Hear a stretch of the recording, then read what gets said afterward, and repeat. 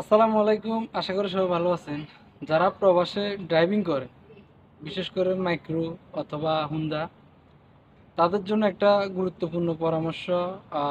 সেটা হলো, সংযুক্ত আরব আমিরাতে আজকে একজন লোকাল এই দেশি আরবিকে অ্যারেস্ট করেছে দুবাই পুলিশ।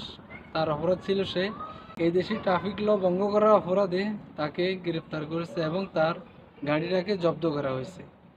এখন তার বিচার করা হয়েছে, এটা 50,000 দিরহাম জরিমানা দিয়ে তাকে জেল থেকে বের হতে হবে।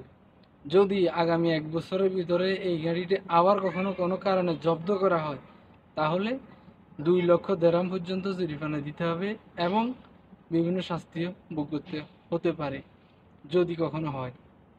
এবার আপনি বুঝেন, যেখানে এই দেশি লোকের এই অবস্থা, সেখানে আপনি আমি যারা অন্য দেশ থেকে এসেছি, হ্যাঁ, তাদের কি অবস্থা। সুতরাং আপনারা যারা ড্রাইভ করেন, তারা গাড়ি নিয়ে অনেকে আছে, অনেকের অভ্যাস আছে দুষ্টামি করার, সার্কাস দেখানোর। এই ধরনের কোনো কিছু কখনো করার চেষ্টা করবেন না। একটা ভুল করবেন, জীবন শেষ। যেখানে এই দেশি লোকাল লোকের এই অবস্থা, সেখানে আপনি আমি কি অবস্থা। আপনার জন্য আমার জন্য 50,000 দেড়হাম মানেই তো 16 লাখ টাকা। এই দেশে 16 বছর কাম করে অনেকে 16 লাখ টাকা ইনকাম করতে পারে না।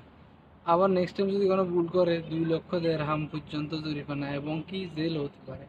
সুতরাং এই দেশে পৃথিবীর যে দেশে থাকেন, আইন আইন মেনে চলবেন, আইনের প্রতি শ্রদ্ধাশীল হবেন, ট্রাফিক রুলস অবশ্যই মেনে চলবেন, এতে কোনো ভুল নাই।